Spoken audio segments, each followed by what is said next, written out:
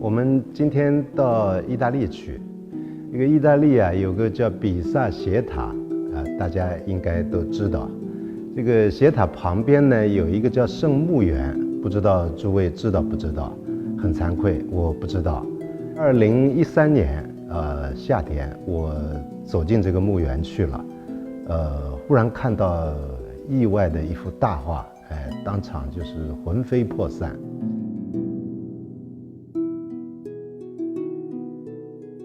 我自以为啊，文艺复兴时期的名画我都知道，大部分也都看过，怎么从来不知道有这么一幅大画？所以这个呢，就是无知的好处。你熟悉一个画家，终于有一天站在他的画面前，那是一种大快乐。你完全不知道一个画家，也不知道这幅画，忽然给你撞见了。我觉得更是一种大快乐，那种欢喜快乐，你忽然会回到小时候，小时候的大欢喜、大惊讶，其实最珍贵。咱们上次讲那个王希孟的《千里江山图》，要是没有18岁少年那种大欢喜、大惊讶，不会有这幅画，所以我请诸位好好保留自己的孩子气。这个如果你有的话，那个木心先生说过，所谓元气就是孩子气，不晓得大家同意不同意？如果不同意呢，也蛮好，说明你很有学问，你很成熟。这个2战期间啊，比萨给炸得一塌糊涂战后意大利人就修复。那么我去圣墓园其实是去找15世纪一位大壁画家，叫格佐里。我在2008年在佛罗伦萨那个梅第奇宫的小告解室看见了他的著名的《博士来拜》。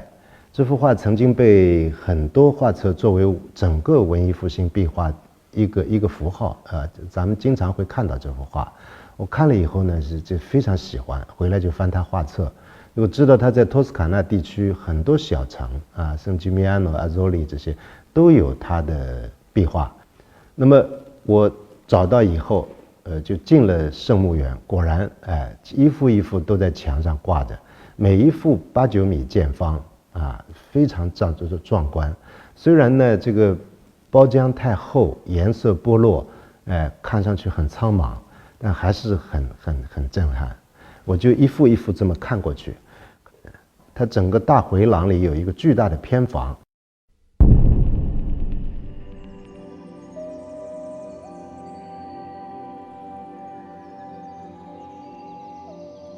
我就顺腿走进去，一下子就看到了我大感到意外的一幅画，是14世纪的一个画家。2幅画的名字叫什么呢？一幅叫做《死神的胜利》，另外一幅画叫做《地狱》。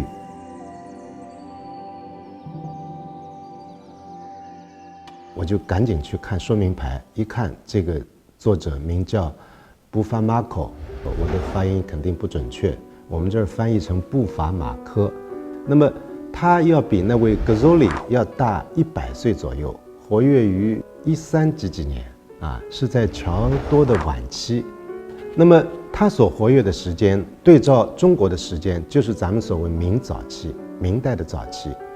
到了明代文人画开始起来那么西方不是这样，西方比我们晚得多。艺术史有2、3万年绘画史如果算上希腊罗马的也有2、3千年。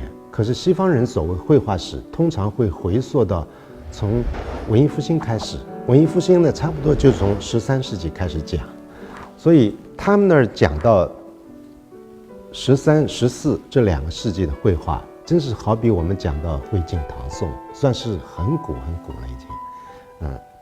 那么岔开去讲个偏见，我以为欧洲最好的画呢不是油画啊，可是油画呢因为好传播啊，画册里头这个流传到世界各地，所以我们都是在赞美油画，看的也是油画。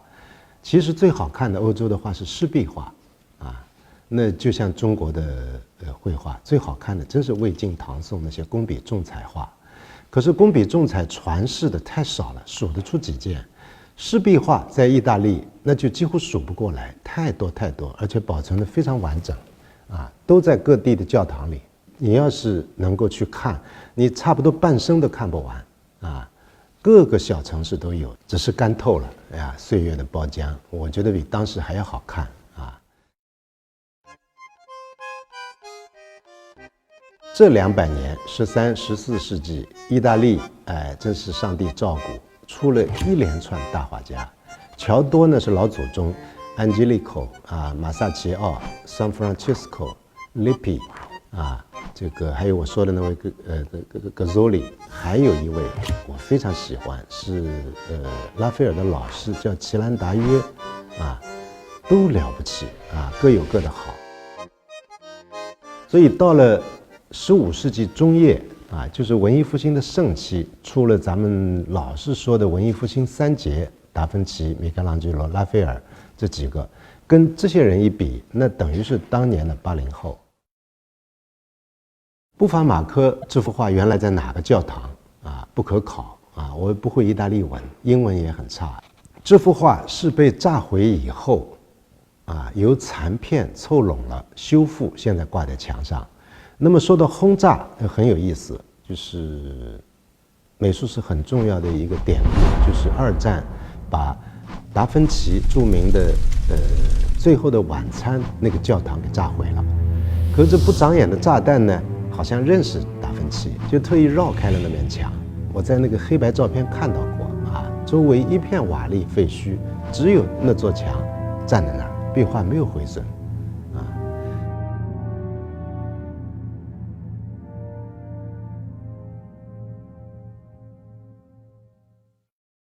那么现在大家看死亡的胜利啊，上头画的什么呢？画着棺材，画着死人堆，画着那些贵族的男女，在游野，在宴饮，在树林子当中啊。上端呢，少不了要画意大利壁画那些飞翔的天使。他画完这幅画几十年，欧洲就发生了这个著名的黑死病啊，瘟疫。据说瘟疫过后啊，人们庆生啊，忽然注意到这幅画，就大为崇拜。就在死亡的胜利尸体堆旁啊，大家就狂欢，这个吃喝玩乐啊。那么有意思的是，就是薄伽丘那位著名的十日谈的文艺复兴作家，在他的故事里好几次提到这位布法马科，发现他是一个调皮鬼啊，非常会恶作剧啊，这就让这幅画更有意思了。那么我们再看地狱，地狱呢，当然要画着这个油锅呀，然后毒蛇啊，巨兽啊，在吞吃那些下地狱的人。此外还有大群的圣徒啊、判官、军队、杀头和将要杀头啊，人堆里这个牵出来将要杀头啊，然后妇女纠结成一团，非常恐惧啊。这个我想古人看到这个画会吓得。北京话讲的肝颤啊，那么我今天还是只讲一个点，就是请大家注意早期作品啊。德国人 Spengler 在他的《西方的没落》里曾经谈到一个观点，就是各文明啊，各种文化都有一个春夏秋冬生老病死。那么每个画家、每个画派也都有自己的早期、中期、盛期、晚期，然后没落，然后死亡，啊。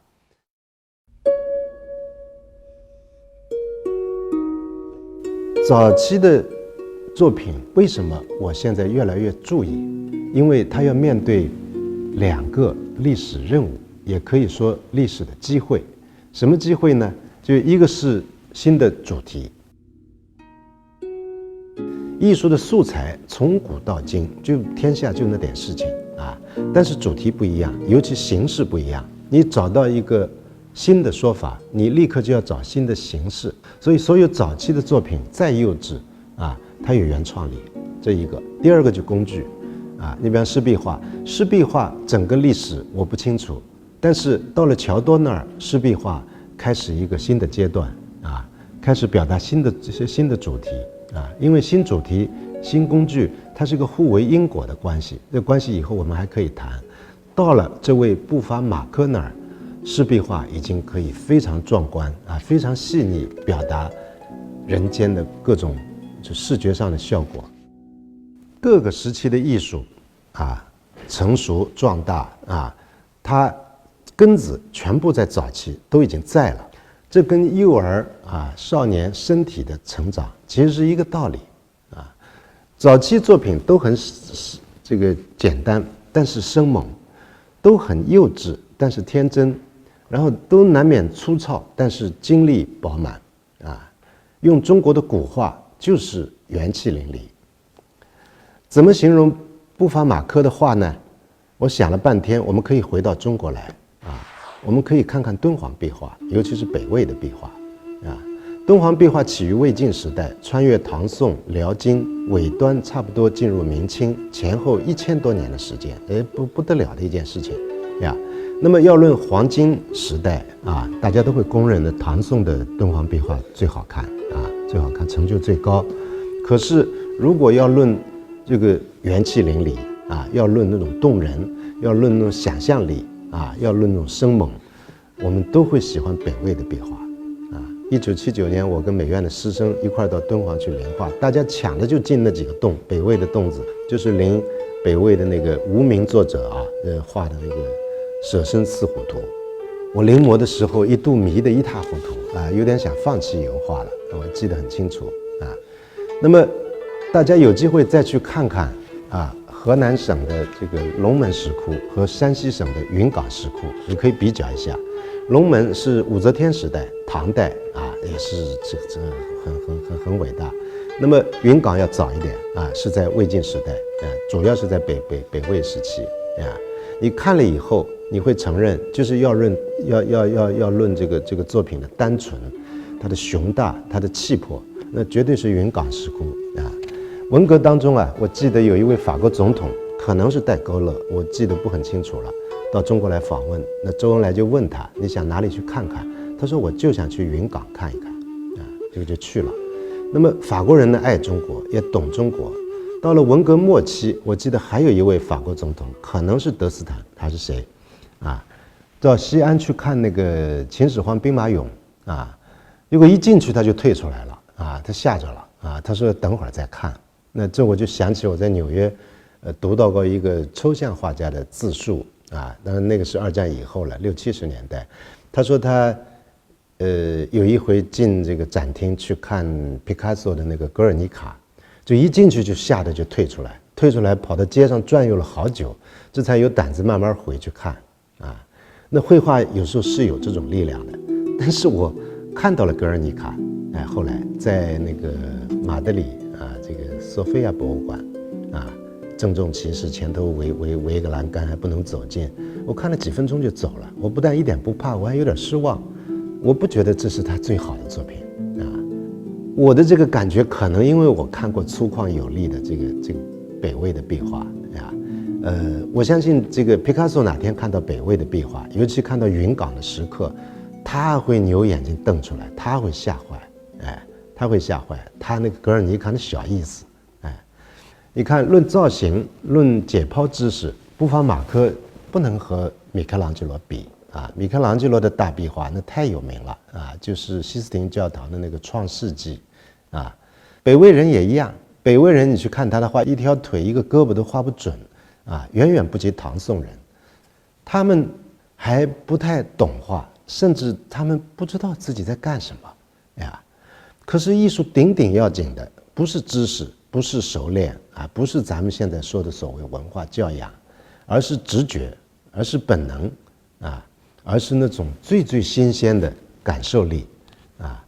我甚至觉得就是一种可贵的无知，可惜我们常常看不起早期作品，总是盯住盛期的那些著名作品啊看来看去，啊，那么实在说，艺术各个时期都有各个时期的好，可惜就是现在大家是在视频上看画，如果是在手机上，就比小姑娘的巴掌还小啊，非常委屈了这些伟大的壁画啊。